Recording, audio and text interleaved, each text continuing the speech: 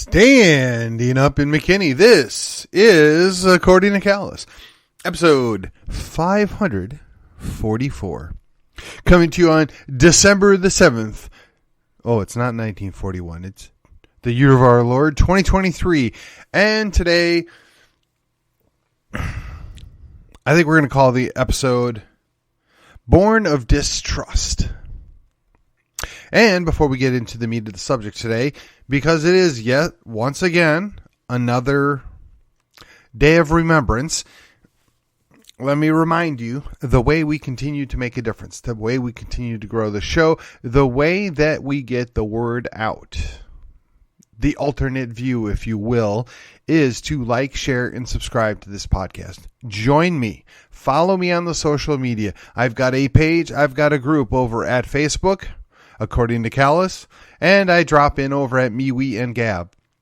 And as of this recording, they still have most of my material up at YouTube. Before we jump into the program, let me just say, yesterday I did an episode, probably a little more theological or Christian than I intended, if you will. However, I actually have less downloads on that episode than I do on the one I did on JFK. I don't know how it works. I don't know what the algorithm hates more, JFK or Moscow, but bam, it makes no sense. So I'll learn their game. I'll play their game. I'm here. I'm going to keep working and getting the word out and keep talking about the things that animate me, and honestly, taking all those things that are going on and applying it right here at home. I try to stay Texas focused. I try to drive everything as local as I can. Now, yes, I know that cuts into my growth scheme, dream, whatever you want to call it, plan. I realize that's kind of limiting. I look at my show as being the equivalent of the old local radio programs, right? Before everything was nationwide, before everything was syndicated. I try and stay as fresh and local as I can. I can't ignore the world around us. I can't ignore what's going on in the rest of the country. But I try and focus on Texas, Collin County, and McKinney, not necessarily in that order. And how do the other things that are going on apply or affect us here in Collin County, McKinney, Texas? And in case you're wondering, I am Texas first. Everything that I do and say, try to look at it through the lens of how does this help or hurt Texas?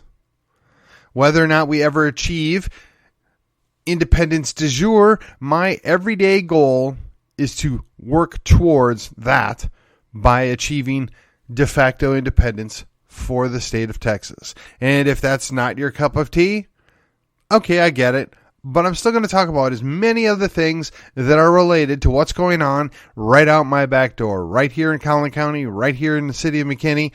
And quite frankly, if for no other reason, I try and give you something new, something fresh, but still maintain a consistency or at least a similar process, plan, and thought in everything that I do. So here we go, on with the program. December 7th, 1941. Yes, the day that will live in infamy. It was a Sunday morning. The Japanese attacked Pearl Harbor. That's the story we've all been told. That's what we believe. That's what the history books state. But I got to tell you, as an adult, as somebody that's actually studied history, studied politics, and had the audacity to read, let's call them alternate investigations into what actually happened, that's born in distrust. Why should we and why do we take everything we're told without questioning it? Now, I understand in the heat of the moment, and certainly when seeing your brothers, your sisters, your aunts, and your uncles scared, fearful of what might happen next, that you would react or behave in a specific way. I get it. We've been manipulated before. We will be manipulated again. For those of you that doubt me, you can look at the main before that, the Zimmerman letter, right? Or if you prefer, the Gulf of Tonkin incident, 9/11. These are all things that I have said before, and I'll say again, we don't know what actually happened. The 4 people that met untimely deaths that I referenced in a previous episode, that'd be November 22nd, in case any of you are interested and would like to go back to listen to it. Everything that we know about those is not accurate, is not full. The story is only partially told, and most of it's probably lies.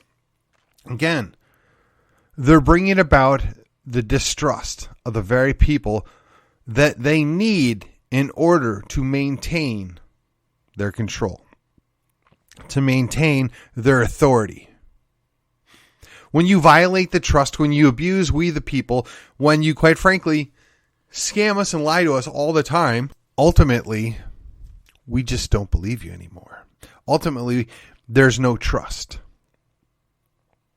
So when I talk of distrust, I talk about the default setting that many of us in Generation X, many of us guys that even previously served in the military, we just don't even believe what we're told, what we see, what we hear without questioning it, checking it, doubting it.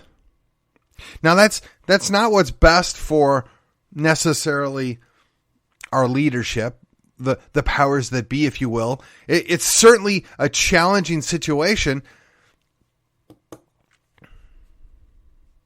Unless you think that I'm dismissing or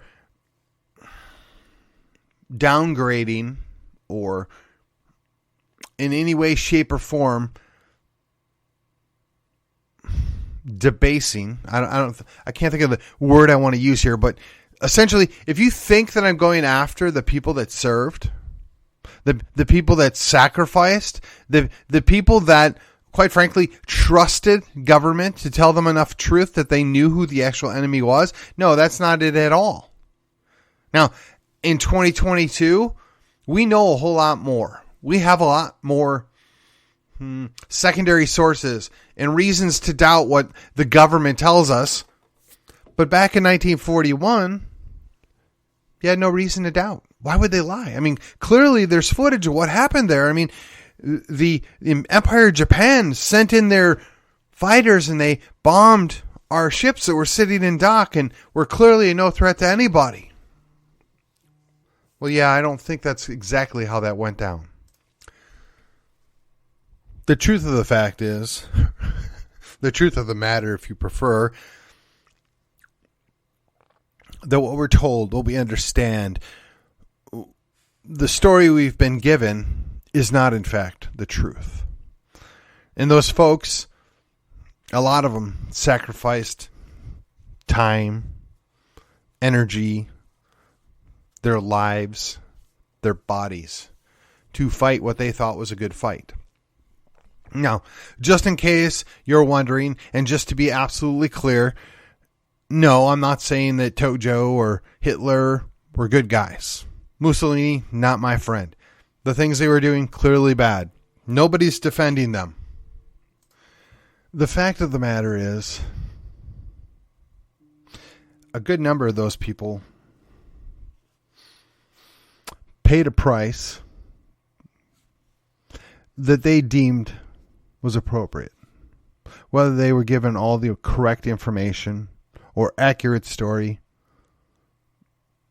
is at this point irrelevant.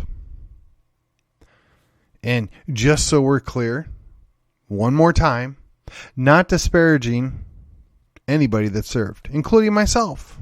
I served, I volunteered, I signed up, I did a couple years, I got out. It wasn't for me. There's zero issue with people that want to serve their country in any way, shape, or form. So let's just set that aside. This is, however, an example where we've been told part of a story. We've been given, manipulated, crafted stories, events to get a predictable outcome. As an adult, there was enough historians already questioning things, already looking into the backstory and other information related to it, that by the time I came of age, it was pretty much understood that we had pushed Japan into a situation where they really didn't have a whole lot of other options.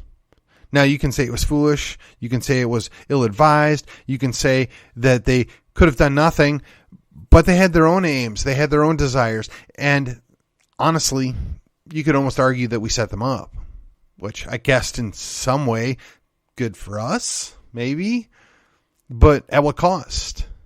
At what cost? How many millions of people had their lives destroyed because of everybody's action in this scenario? Not just us, but everybody. Everybody was playing the game. Everybody was utilizing their propaganda to get what they wanted, to bring outcomes that were not good.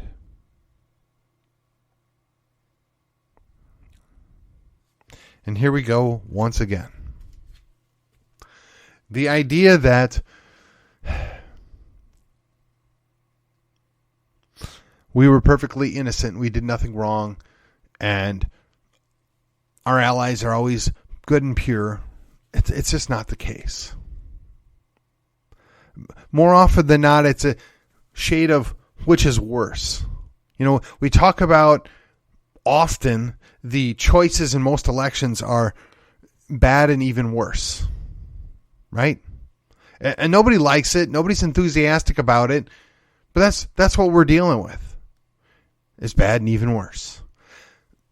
In a grand world scale, that's kind of what it boils down to.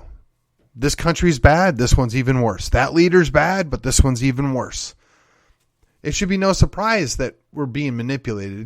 It should at this point, it's almost expected. We just kind of know it's baked in.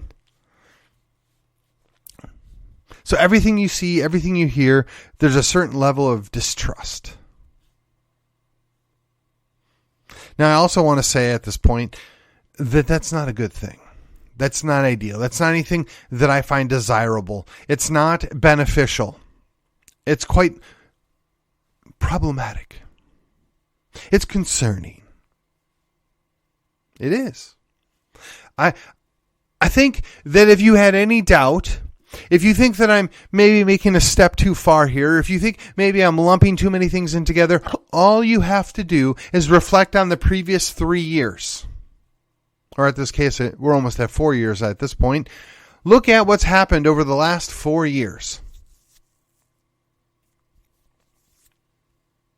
Now, regardless of what you believe, think, or see of the events of 2020, of 2019, it should be at this point self-evident that what we saw, what we were told, what we heard was not the truth, not the full truth.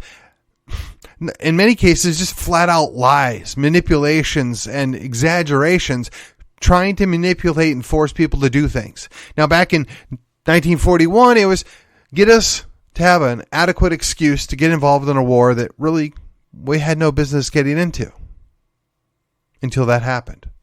To drag us into something where they've already picked our side for us, mind you. And again, I'm not sure that we could have sided with the other side in any way, shape, or form. I mean, does anybody really think the Nazis were good people, that the fascist Italy was the good guys?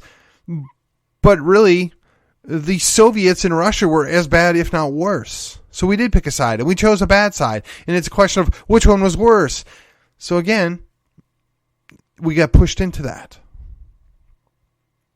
We were manipulated.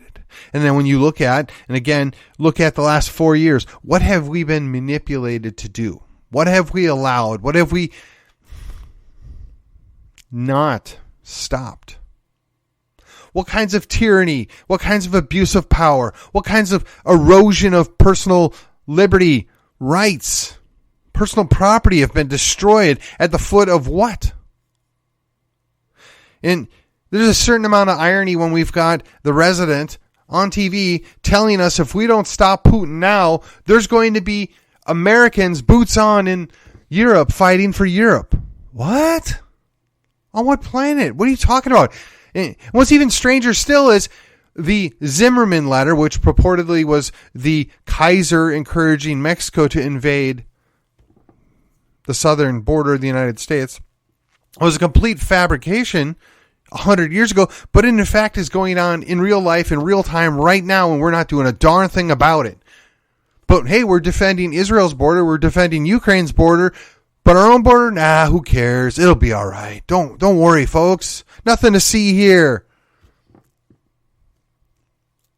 Excuse me if I find that a little crazy. Excuse me if I'm a little incredulous at what you're trying to tell us. No. You must submit yourself to that health experiment. You must partake or you will be bankrupted, cajoled, destroyed, whatever the outcome is that they can possibly push upon you and hold over your head.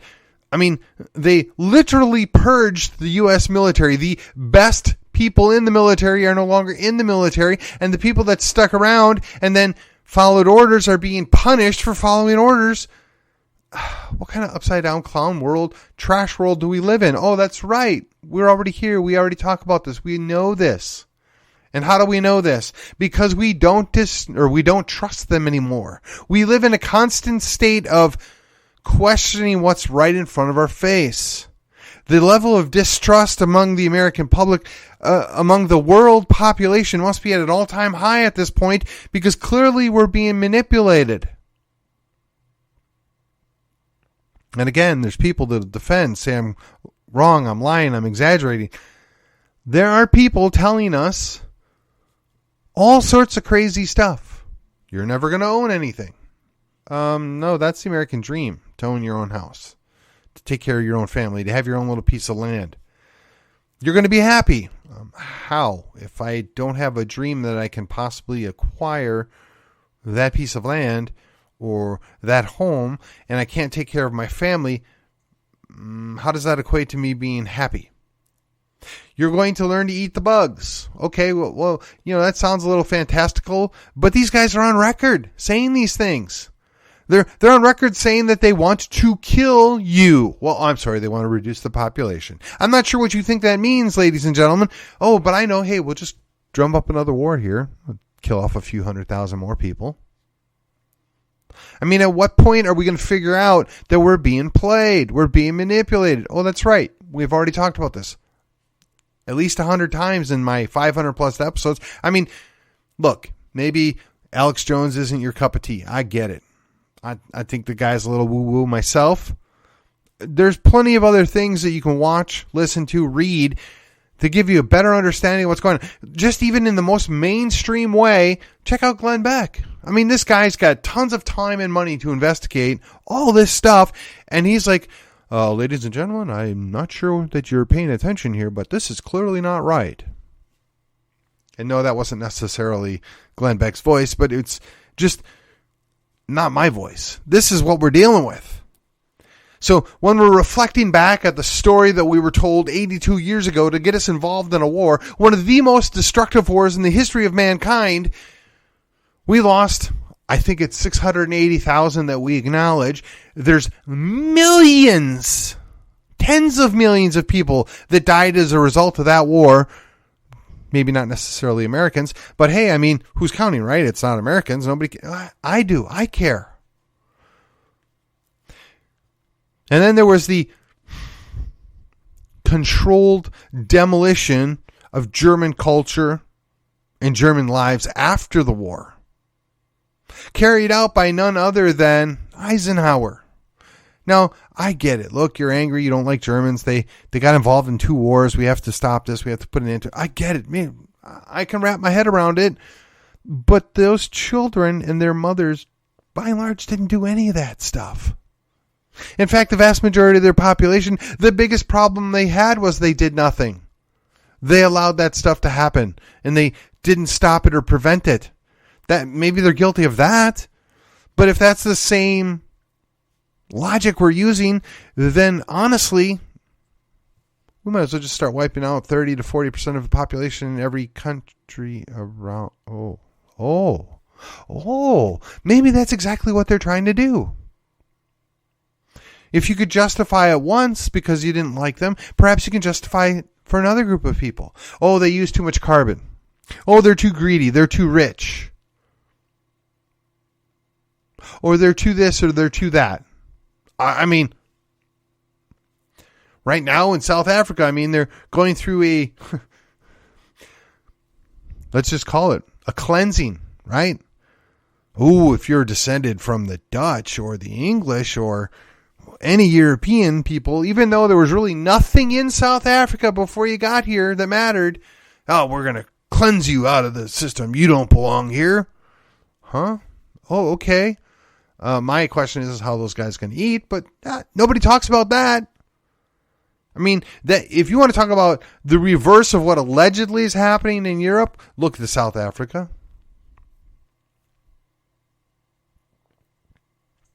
And if you look at Europe and to a lesser extent North America, yeah, we're being invaded by people that hate us. They don't like us. They want us gone. And whether it's for religious reasons or just socialist reasons, don't care. They're literally coming here with the direct purpose of destroying what's here. And we tolerate it. And apparently we're now flying them all over the country to pre-position our opponent's troops where they can pressure us most effectively. It reminds me about that old joke, and I'm not going to get into the details, but the retort is at the end, the cowboy says, well, that's just because we haven't played cowboys and Muslims yet. Yeah, that sounds really good until you consider that there's over 1 billion of them, and maybe only 20% of them want to see you dead. That's still 200 million. How are you going to deal with that? Now, look, I'm perfectly content to pretend all is well, and we can have an international brotherhood of love. Sure we can. Absolutely. As long as we get past the manipulation, the abuse, the lies, and the propaganda, maybe, possibly. I'm not willing to buy it, but I'm open to the sales pitch. But I don't distrust, I don't trust any of them. My inherent distrust has gone from a level 5 to a level 11 over the last 4 years. And if you're not looking at everything that you're being told, everything that you're seeing, everything that you hear, everything that you read, if you're not looking at it and just assuming that they're lying in part to you, or that the story is not true, or they're propagandizing you, that's on you. I can't fix that. I can't control that. Where I'm at now in my life was born of distrust. Accurate distrust. Earned distrust. And I'm not sure why it is that the very people that I spend the most amount of time with, that'd be those good Christian conservatives, continue to turn a blind eye and walk on blind faith that the people in charge have what's our best interests in mind. Not sure how that works. I'm not sure why that works. And to be fair, it's probably a slim majority of those people that believe that at this point, because a lot of people have woken up. A lot of people have decided, hey, maybe, just maybe, they're not being truthful. They don't deserve our trust anymore. There's problems here. Now, I'm happy about that. I think that's a good thing. And I want to impress upon you that if you're not there, I'm not sure what's going to ever change your mind. I'm not sure what's ever going to bring that to the forefront of your understanding that your government doesn't care about you. Now, unless you're worth a couple $100 million, unless you're well placed in the proper family, unless you've dotted some I's and crossed some T's of the importance level, you're never going to matter in the grand scheme of things to the people that are in charge. The meme goes around, Epstein didn't kill himself. Okay. I'd still like to know where that client list is. I'd like to know what's going on there. I mean, clearly these people were up to bad things, but not one of them is being held accountable. Now, whether or not you like the Donald, I have mixed feelings about the guy. He's likely to be the next president, or at least the nominee from the Republican Party. The guy's been indicted, 4 times? He's been impeached twice? For what? For what? I mean, if nothing else, all of the hypocrites in government are pointing at this guy and trying to expunge their own guilt for the very same things and probably worse. Yet we're supposed to believe that President Biden is pure and he's the good guy. And he convinced enough knuckleheads, allegedly 81 million of you, or 81.3 or 83 or whatever the magic number is, because quite frankly, I don't believe that either, that he was the right guy. How's that working for us? Are you better off than what you were 4 years ago? I mean, honestly, that's probably the best campaign slogan I ever heard. Or question posed, if you will, in a campaign. Are you better off than what you were 4 years ago? I think they're running around with Take America Back. At this point, as a Texian, I'm kind of like, you can keep it. We're going to Texas. Oh, well, I know that's kind of a play on words of I'm going to Texas and you can all go to hell, right? Davy Crockett. I'm already here. And I avoid D.C. I don't want anything to do with D.C. I don't know why we even bother anymore. Let's just quit pretending that anything good comes out of D.C. There is zero trust in my life, in my world, in my understanding for anything that comes out of D.C. Whether it's health, national security, crime, anything. I mean, they can't even handle, well, that's true. They did on purpose. They've debased our money to such a point that we're looking at a cataclysmic event because of the greed, the abuse of power, the violation of rights, the lack of concern for we the people. And again, we continue to tolerate it. And we point fingers at each other. Well, I got to tell you, the average blue hair that goes to the local college around here and 30 years old has zero clue or understanding of what's going on. She is not my enemy, or he is not my enemy, or however they identify themselves. They're not my enemy. They're a poor lost soul. They need some first class adulting. They need to be shown a little love, tough love probably, and brought into the understanding of you've been fed a giant pile of BS. But I would say that the same about those people that I referenced earlier, those good Christian conservatives that I go to church with or I see on my day-to-day basis. They've been handed a pile, maybe not the same pile, and certainly not the same cow involved. And they're believing it and eating it as well. They are powers that be. The people that run this place, they have done an excellent job of getting us fighting against each other, hating each other, seeing each other as the problem and the enemy. And don't get me wrong, the blue hair at college at age 30 probably doesn't know what sex they are, probably doesn't understand much of anything other than their bitterness, but they're really not my enemy. Now, they've been conditioned to hate me. They've been conditioned to think I'm the epitome of all that is wrong in the world today. But they're not really my enemy. Their controllers are. The abusers that made them that way are. Pity. I just pity.